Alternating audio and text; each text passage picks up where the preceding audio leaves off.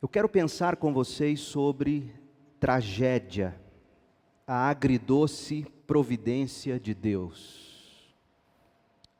Tragédia, a agridoce providência de Deus. O que é algo agridoce? É algo que tem sabor doce e amargo. Amargo e doce. E eu pretendo, lendo para vocês este texto, refletindo com vocês a partir deste texto que eu escrevi, mostrar que toda tragédia nas nossas vidas é uma providência divina. É uma providência agridoce.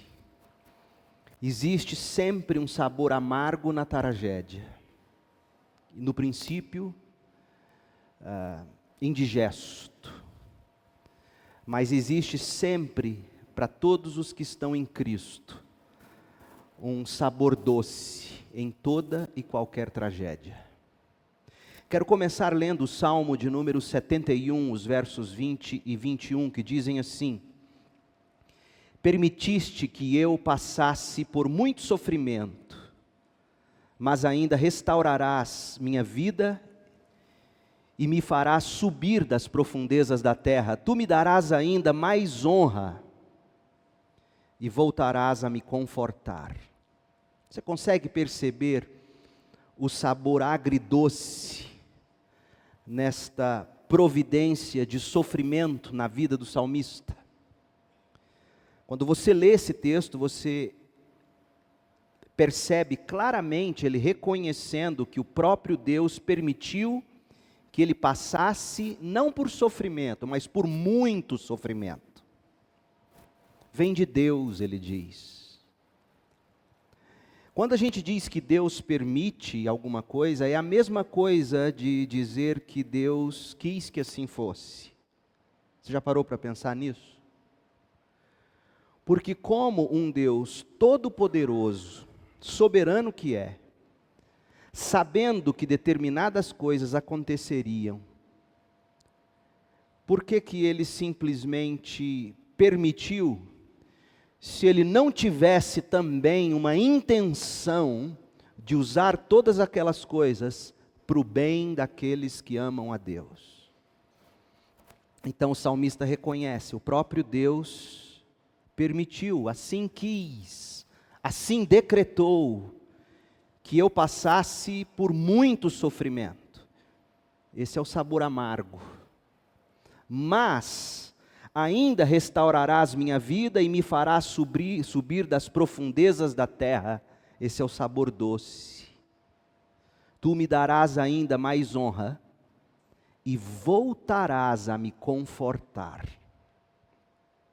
1º de abril de 2018, era domingo de Páscoa, tarde chuvosa, na BR-060, em Guapó, quilômetro 193, no sentido Goiânia para Rio Verde, quando uma van que transportava 17 jovens da Primeira Igreja Batista de Montevidéu, mais o motorista, saiu da pista, capotou no canteiro central da via. O condutor informou às autoridades policiais que após o travamento de uma das rodas traseiras, ele perdeu o controle do veículo, que causou o acidente. A Polícia Rodoviária Federal suspeita que o micro-ônibus tenha aquaplanado, já que a pista estava bastante molhada por conta da chuva. O grupo, composto por jovens com idades entre 16 e 30 anos, retornava de um retiro espiritual organizado pela nossa Juventude Batista do Estado de Goiás, a JUBEG, no acampamento Batista de Goiás, o Acambago, lá em Senador Canedo, aqui na região metropolitana de Goiânia. Só que a tragédia interrompeu aquele que era um retorno jubiloso. Quando nós vemos as fotos do retiro e vemos os jovens naquele retiro, a gente descobre que, sim, eles foram grandemente abençoados e voltavam jubilosos para os seus lares. Mas a tragédia deixou 3 vítimas fatais mortas no local.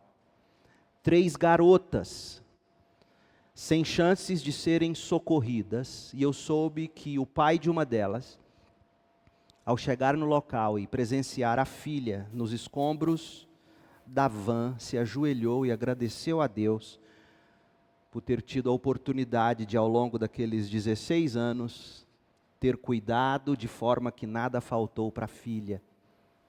Que dor para o coração de um pai, que sabor amargo.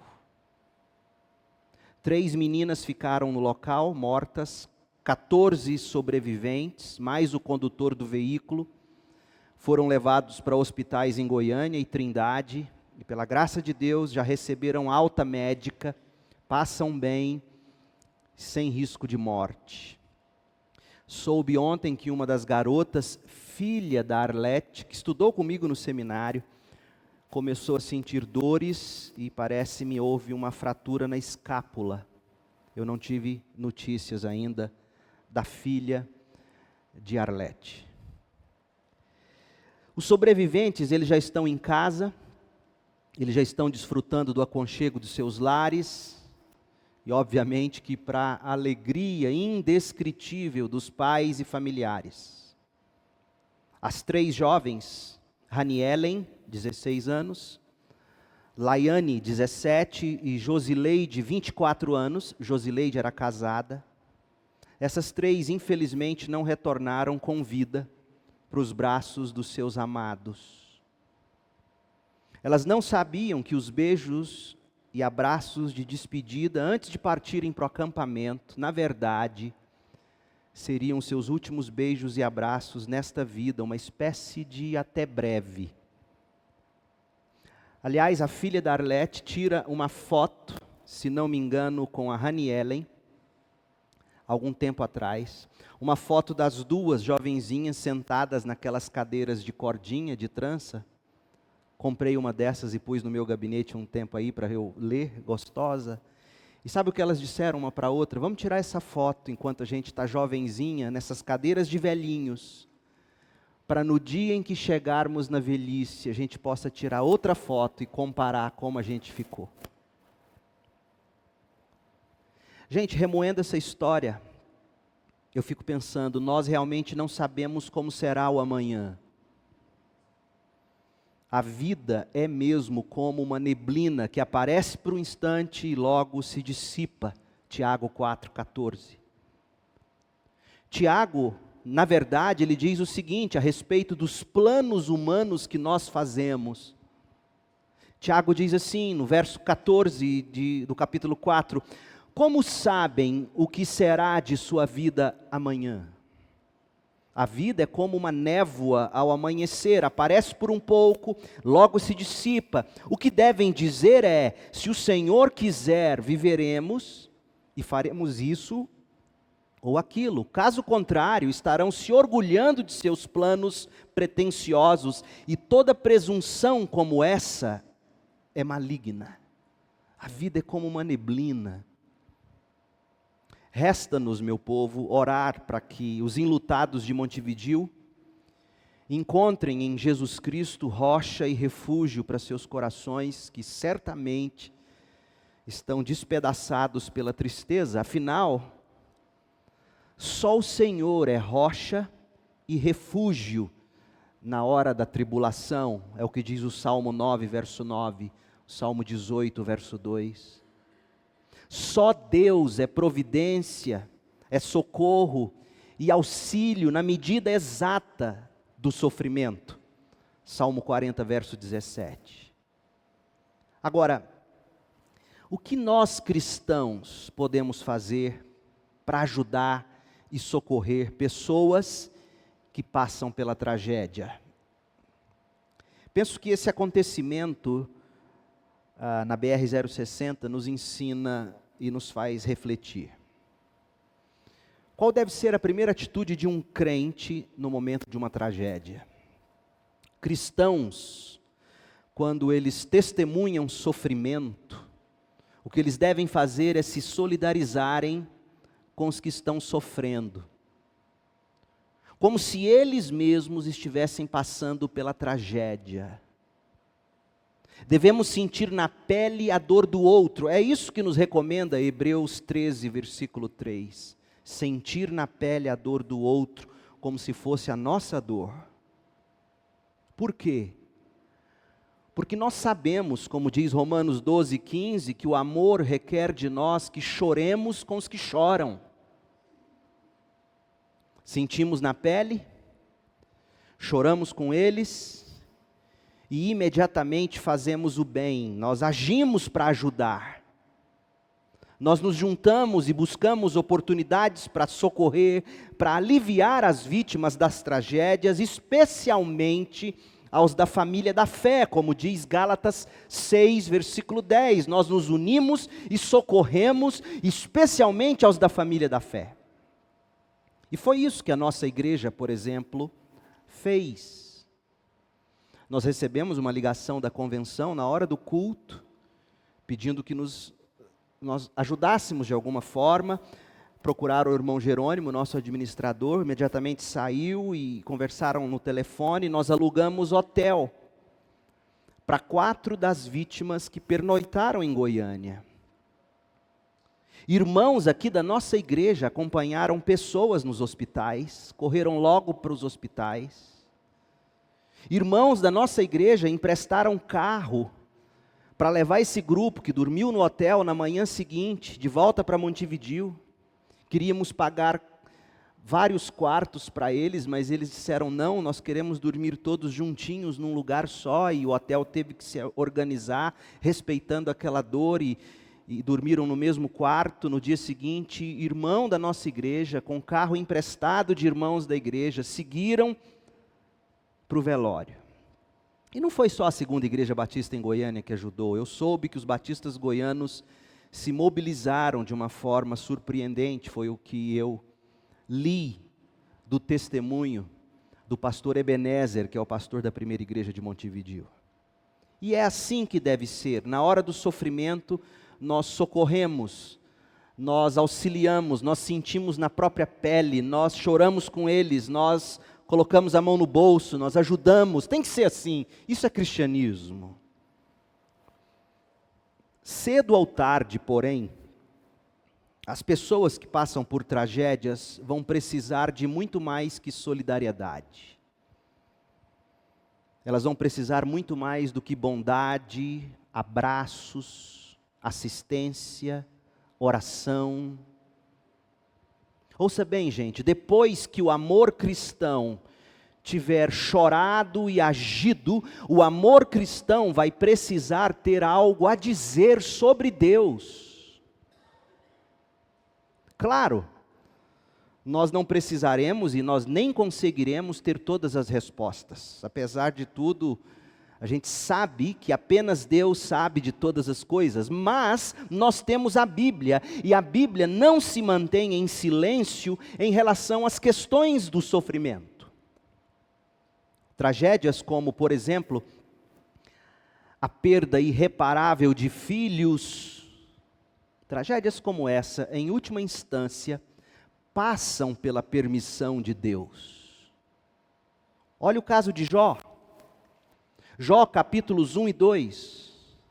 O Senhor mesmo foi quem colocou Jó na fornalha do sofrimento. E se você nunca notou isso, eu desafio você a ler Jó capítulo 1, de 6 a 12. Foi Deus quem puxou a conversa com Satanás. Foi Deus que apontou Satanás para o seu servo Jó. Se você ao ler esse texto não se intriga, eu te digo que eu me intrigo, porque para mim é como se o dono de uma joalheria, quando está ali fechando a loja, ele se depara com um ladrão entrando pelo fundo, e esse dono, em vez de banir o bandido, ele pergunta para o bandido: escuta, o que você está fazendo aqui? E o ladrão responde: eu só estou dando uma olhadinha, passeando pela loja. E aí o dono, em vez de mandar o bandido embora, vira para ele e fala: bom, por acaso você viu aquele maior dos diamantes que eu tenho, custa R$1 milhão, quer dar uma olhadinha? Foi mais ou menos isso que Deus fez quando incita o diabo sobre Jó. O diabo chega caladinho no céu. não dá um pio. Deus puxa a conversa, e Deus puxa a conversa dizendo, por acaso você viu Jó? Gente, eu fico perguntando por que Deus agiu dessa maneira com respeito a Jó? Deus poderia muito bem ter dito o seguinte, saia daqui, Satanás, eu não preciso provar nada para quem quer que seja, muito menos para você. Eu conheço o coração do meu servo Jó e para mim isso é mais do que suficiente. Saia daqui, fora daqui. Deus, aliás, poderia até ter impedido Satanás de entrar à sua santíssima presença, ou não podia? Deus poderia ou ter rejeitado a presença de Satanás naquele lugar, ou refutado o argumento de imediato. Digo mais, gente. Eu creio que Deus haja assim o tempo todo. O tempo todo, Satanás está diante de Deus a nos acusar, e Jesus, como nosso advogado, nos defendendo e nos livrando das mãos dele. Mas no caso de Jó, como em tantos outros casos, Deus não agiu para impedir o sofrimento. Por quê? Aliás, gente, fica para mim a clara impressão de que Deus mesmo provocou aquilo na vida de Jó. Leia depois o texto. Leia com total atenção e tire suas próprias conclusões. Leia Jó 1, de 6 a 12. Jó 2, de 1 a 6. No caso de Jó, para mim, Deus escolheu derrotar Satanás, não expulsando Satanás. Deus escolheu derrotar Satanás, fazendo brilhar a glória de Deus na vida de Jó, em meio ao sofrimento. É como se Deus estivesse dizendo assim, eu vou mostrar para você que é possível eu arrancar tudo de uma pessoa, e essa pessoa continuar me amando por quem eu sou, e não pelo que eu dou para ela.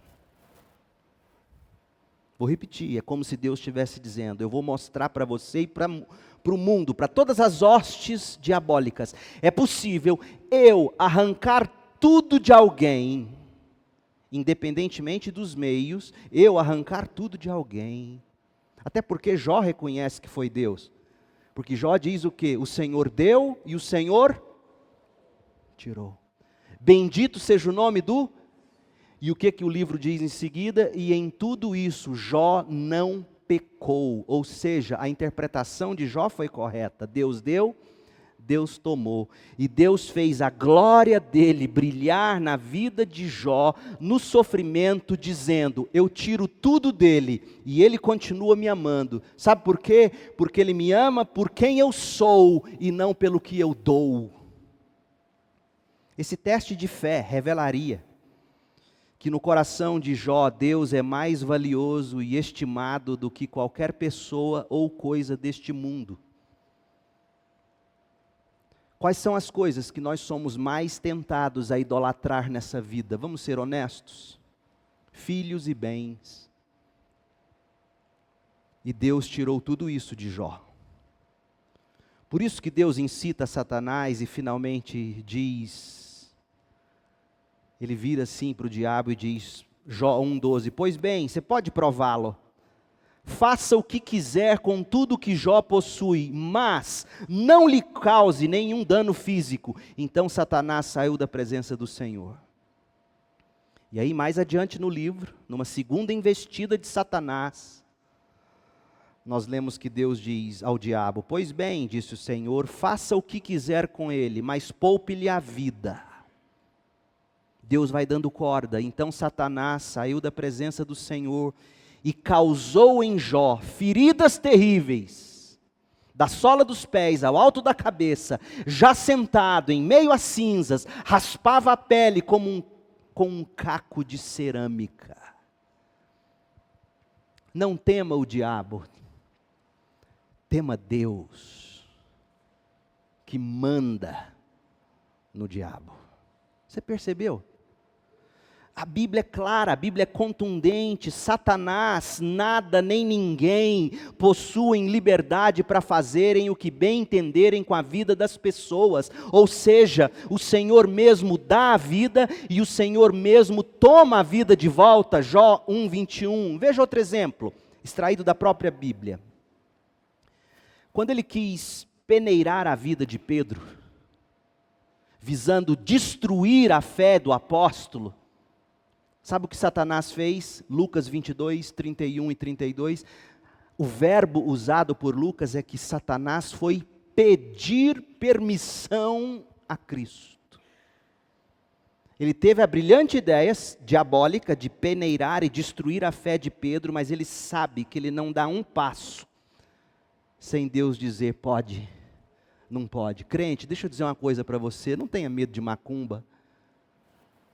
Não tenha medo do diabo, tema Deus. O diabo não coloca uma vírgula se Deus não falar pode. Se Deus não disser pega. Se Deus não disser toca.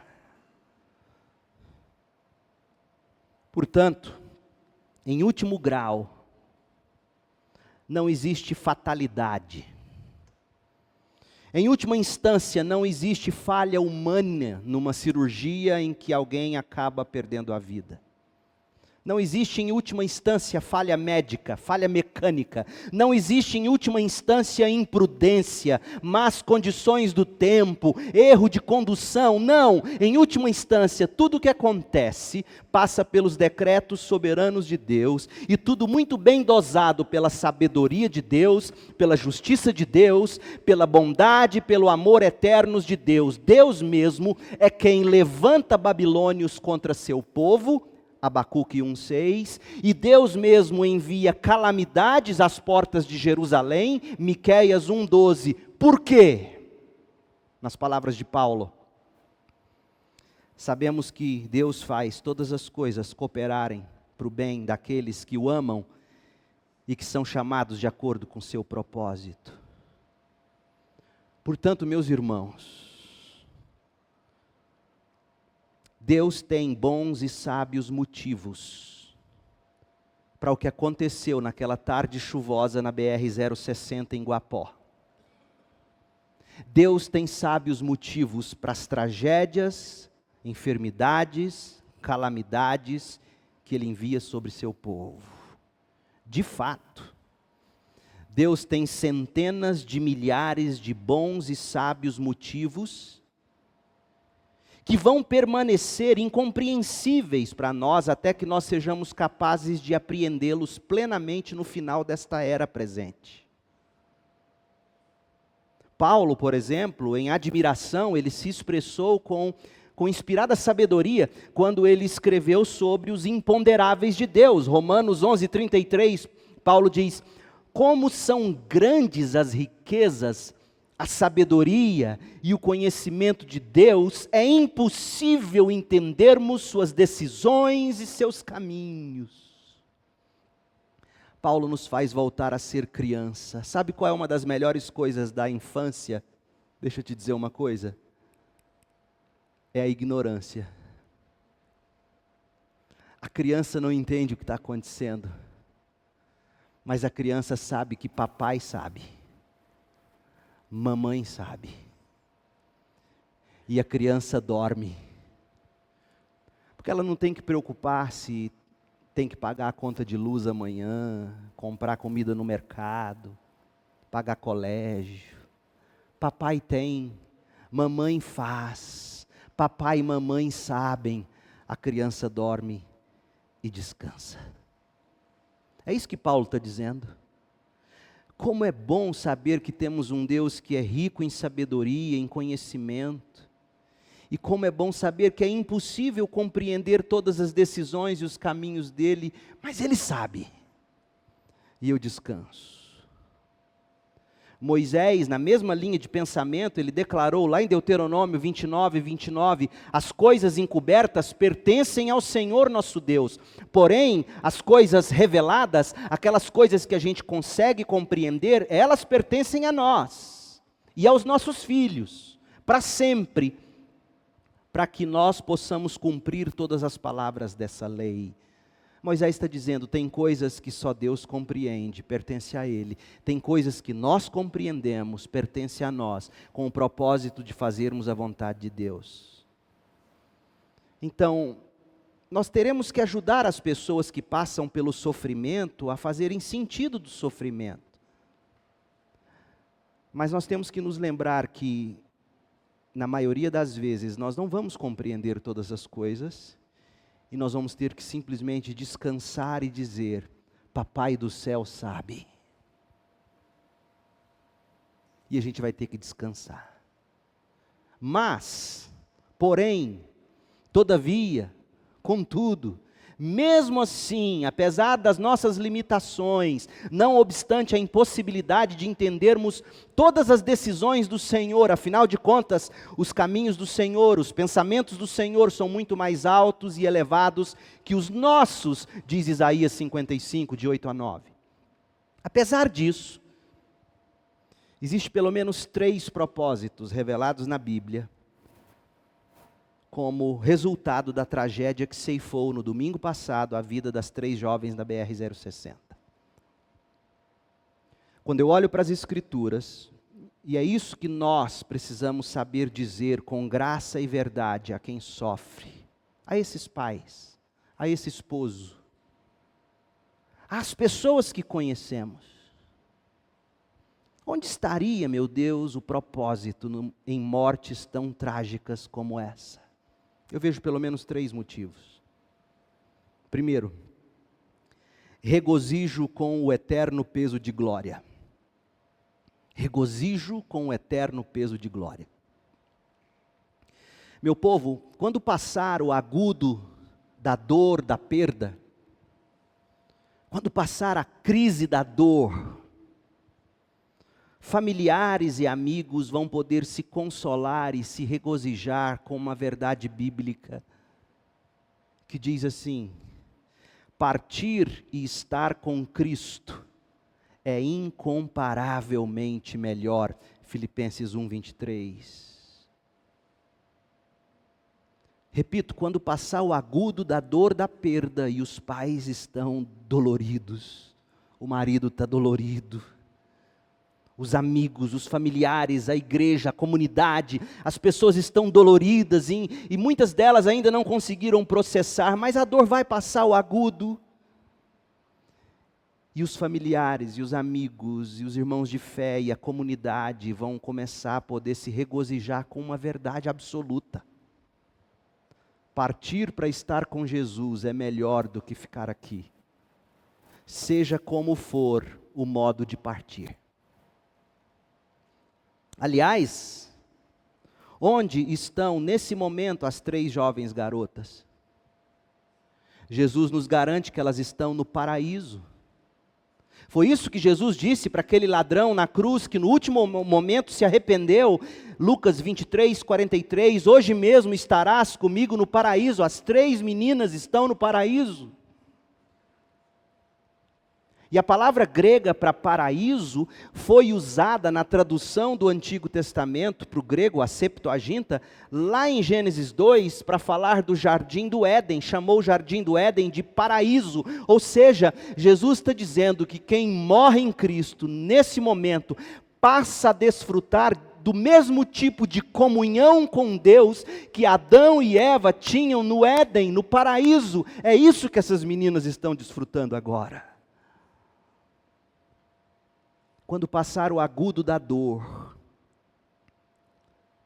papai, mamãe, marido, amigos, vão poder se regozijar, se consolar com a realidade de que a Ranielen, a Laiane, a Josileide, apesar de toda a falta que elas farão, especialmente para eles que as amam, apesar de tudo isso, essas 3 meninas estão desfrutando do lucro que é morrer em Cristo. Filipenses 1:21. Morrer em Cristo é lucro. Essas meninas, gente, finalmente descobriram que a graça de Deus é melhor do que a vida. Salmo 63:3. Então a primeira coisa que a gente tem que fazer como igreja, o primeiro clamor que a gente tem que levantar é orar pedindo que familiares e amigos se regozijem com a verdade de que a Ranielen, a Laiane, a Josileide estão lucrando com a vida eterna em Cristo. Para elas, as palavras de Pedro, o apóstolo, já se cumpriram. 1 de Pedro 3,18, Cristo também sofreu por causa dos nossos pecados, de uma vez por todas, embora nunca tenha pecado, Cristo morreu pelos pecadores, a fim de conduzi-los a Deus. Sabe o que aconteceu com essas 3 meninas? Elas foram conduzidas a Deus, por causa da morte de Cristo no lugar de pecadores. Elas foram conduzidas a Deus e já se regozijam com o eterno peso de glória, 2 Coríntios 4,17. A gente tem que crer nisso, meu povo. E eu estou me segurando para não pregar outro sermão, que eu estou com ele no gatilho. Deixa eu prosseguir. Primeira coisa. Vamos pedir a Deus que ajude esses familiares o quanto antes desfrutarem do grande propósito nessa tragédia. Regozijarmos-nos com o fato de que em Cristo essas meninas lucraram com a morte. Segundo, arrependimento e fé para a salvação. Segundo propósito nessa tragédia, arrependimento e fé para a salvação. Além de nos fazer lembrar que as jovens garotas já provaram o lado doce da morte, a morte trágica das 3 meninas e o livramento milagroso de todos os demais. Sabe o que vai acontecer com tudo isso? Isso tudo vai fazer dezenas de centenas de pessoas pararem e refletirem sobre os seus caminhos. Pessoas diante da tragédia na BR-060. Pessoas diante de tragédias que todo dia, toda hora ceifa a vida de pessoas. Têm em todo momento oportunidades de se arrepender de seus pecados e crer em Jesus para a salvação, livrando-se assim de perecerem. Sabe o que tragédias como essa, sabe como essas tragédias são chamadas no Apocalipse? Elas são chamadas de trombetas. É Deus soando trombetas para aqueles que ainda permanecem com vida, dizendo: arrependam-se enquanto é tempo. De onde eu tiro isso? Jesus, quando precisou lidar com a morte trágica de algumas pessoas, morte essas que foram de proporções muito maiores do que as que nós experimentamos aqui, dia 1º de abril. Jesus foi contundente sobre o papel pedagógico que as tragédias têm para os sobreviventes. Se você ler Lucas 13, de 1 a 5, você vai ver pessoas procurando Jesus sobre um atentado brutal que Pilatos tinha cometido contra alguns galileus que foram sacrificar no templo, e Pilatos mandou matá-los brutalmente. E Jesus disse: você acha que eles eram pecadores porque morreram? Eu digo a vocês, se vocês não se arrependerem logo, vocês vão perecer. E aí Jesus cita uma torre que caiu lá em Siloé, caiu sobre um monte de gente, e essa torre matou um monte de gente, e aí Jesus vira para os sobreviventes e dizem: você acha que eles são piores que vocês? Deixa eu te dizer uma coisa, usem essa tragédia para analisarem a vida de vocês, arrependam-se enquanto é tempo, para que vocês também não pereçam. O segundo propósito, portanto, na tragédia da BR-060, e o segundo motivo que temos para orar é pedir que Deus traga a todas as pessoas que de uma forma direta ou indireta tiveram acesso à tragédia, seja lá no local, seja nos hospitais, seja no hotel, no IML, nas igrejas, lá em Montevidéu, o resto do mundo, essas pessoas, todas quantas ainda puderem parar e pensar, elas têm oportunidade de, ao morder esse lado amargo de ver pessoas partirem tão tragicamente, elas têm de Deus a oportunidade de dizer: eu não sei o dia do meu amanhã. Eu tenho aqui agora a oportunidade de me arrepender e crer para a minha salvação. Terceiro, o autoexame da alma. O autoexame da minha alma. Uma morte abrupta. E quando a gente ouve sobre essa morte abrupta das meninas, nós estamos ouvindo em alto e bom som a declaração divina de que o Senhor Deus mesmo é quem nos dá e também é Ele mesmo quem nos toma a vida. Gente, a vida que nós temos não é nossa. A vida que nós temos é um empréstimo, que a qualquer momento Deus vai pedir de volta, como está dito em Lucas 12:20, sobre aquele homem que viveu para acumular riquezas e prestígio e bens, e Deus vira para ele na história de Jesus e diz: você é louco, porque hoje mesmo vão pedir de volta a sua vida.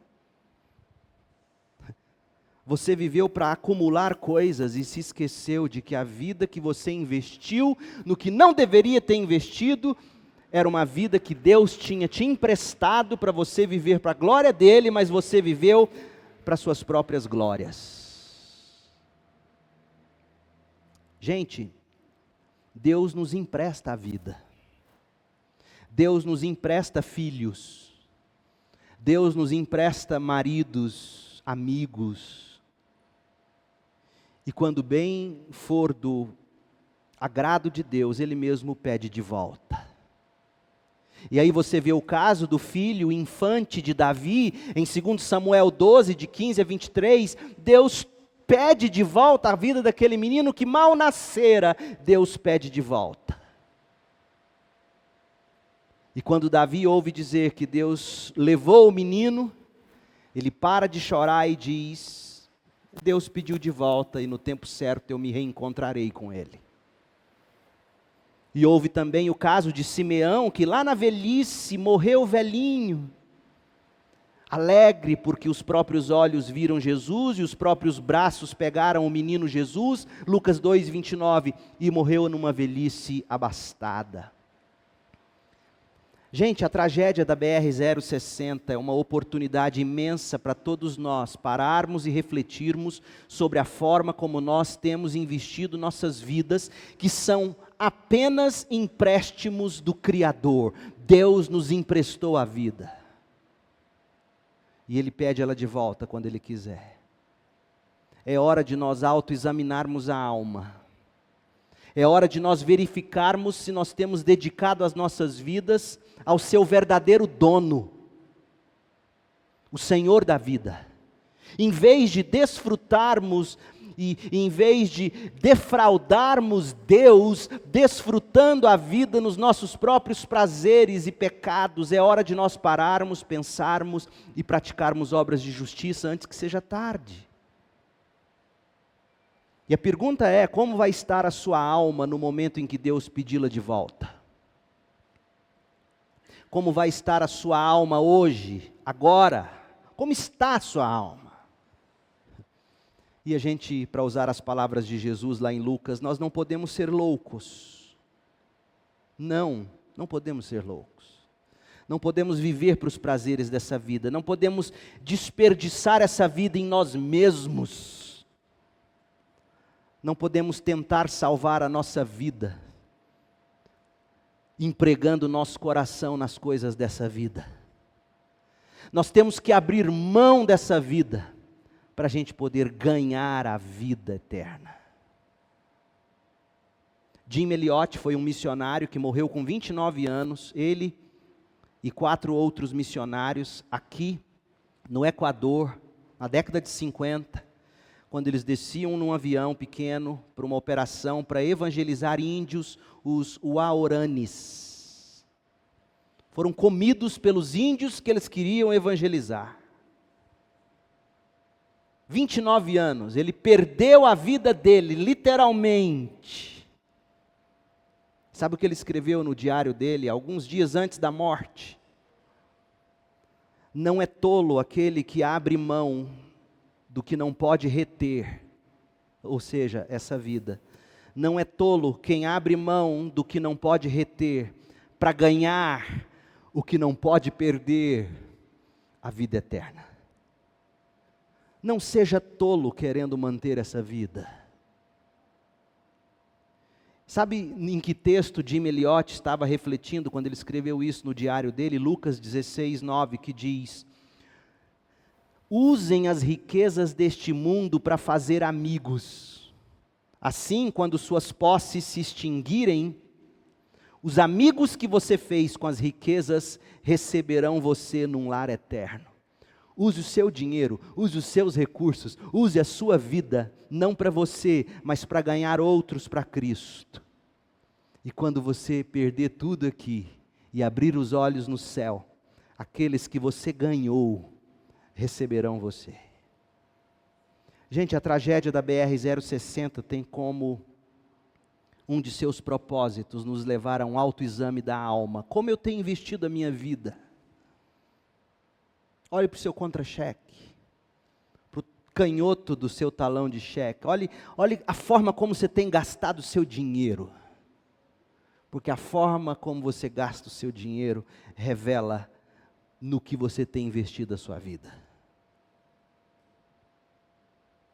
A sua e a minha vida não são nossas, são empréstimos de Deus a nós. E a qualquer momento Ele pede de volta. E seremos loucos se dissermos para Ele que nós vivemos aqui nessa vida tentando garantir essa vida, guardar essa vida, manter essa vida. A Bíblia, portanto, nos aponta pelo menos 3 propósitos para a morte trágica das irmãs em Cristo. Regozijo com o eterno peso de glória, partir e estar com Cristo é incomparavelmente melhor. Arrependimento e fé, oportunidade para se converter a Cristo antes que seja tarde demais, e autoexame. Para quem eu tenho vivido? Para o que eu tenho vivido?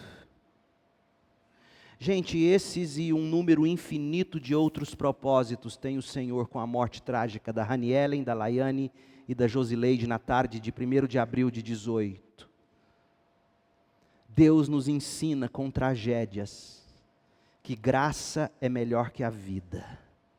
Deus nos lembra com tragédias que morrer em Cristo é melhor que viver. Deus nos exorta com tragédias que ainda é tempo de se arrepender e crer para a salvação. Deus nos afirma com tragédias que a nossa vida é um empréstimo de Deus, que deve ser vivida para a glória de Deus e que a qualquer momento Ele pede de volta.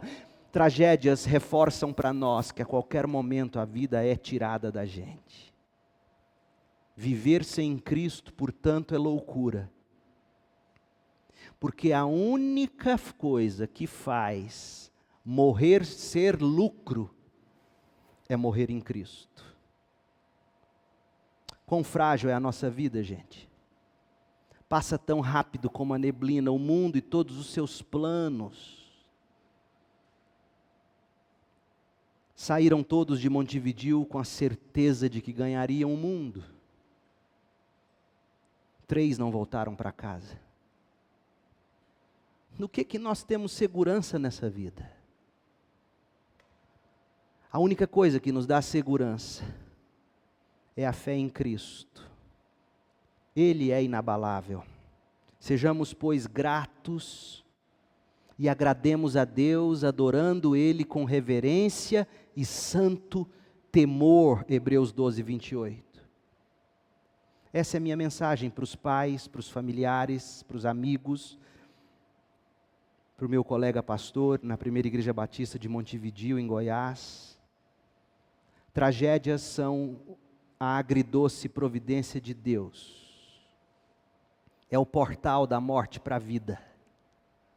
É o megafone de Deus chamando pecadores ao arrependimento. É a oportunidade de autoexame espiritual. Alguma tragédia te abateu recentemente? Pense sobre isso. Quanto ao mais, meu povo, Cristo morreu pelos nossos pecados, ressuscitou da morte. Ele salva todos quantos se arrependem dos seus pecados e creem no seu precioso nome. Sim, meu povo, nós morreremos. Nós também morreremos. Tantas vezes, alguns morrerão de forma abrupta e trágica. Outros nem tanto. Nós perderemos pessoas amadas para a morte. Alguns de vocês já perderam filhos. Creio que não há dor maior. Nós morremos, mas por causa da ressurreição de Cristo, nós na verdade não morremos. Jesus disse: eu sou a ressurreição e a vida, quem crê em mim viverá, mesmo depois de morrer. Quem crê em mim viverá, mesmo depois de morrer. Quem vive e crê em mim jamais morrerá. As vítimas sobreviventes do acidente da BR-060 estão em casa, algumas talvez até nos assistindo. Mas todos nós, inclusive elas, morrerão.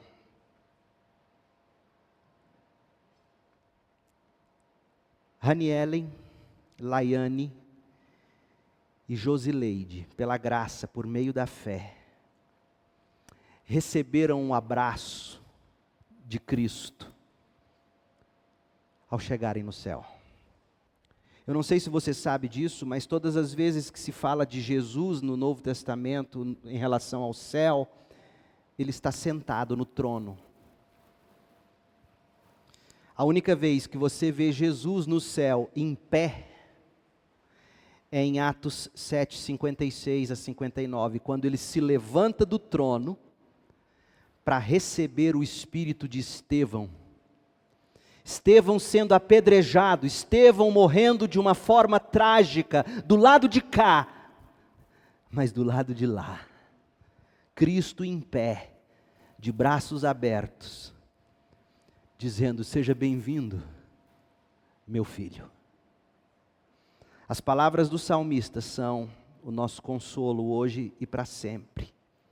Salmo 71, 20 e 21, permitiste que eu passasse por muito sofrimento, mas ainda restaurarás minha vida e me farás subir das profundezas da terra.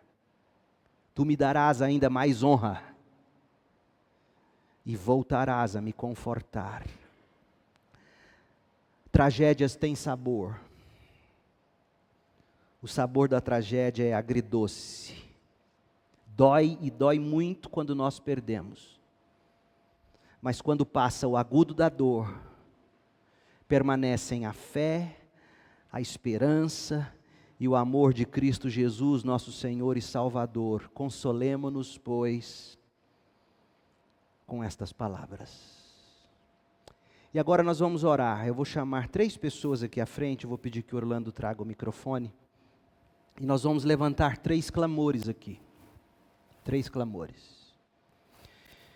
Primeiro, com base no que vimos, nós vamos pedir para que Deus permita o quanto antes que os pais, o marido, parentes, amigos, irmãos de fé, que todos, o quanto antes, comecem a provar o doce de saber que essas meninas estão no lucro.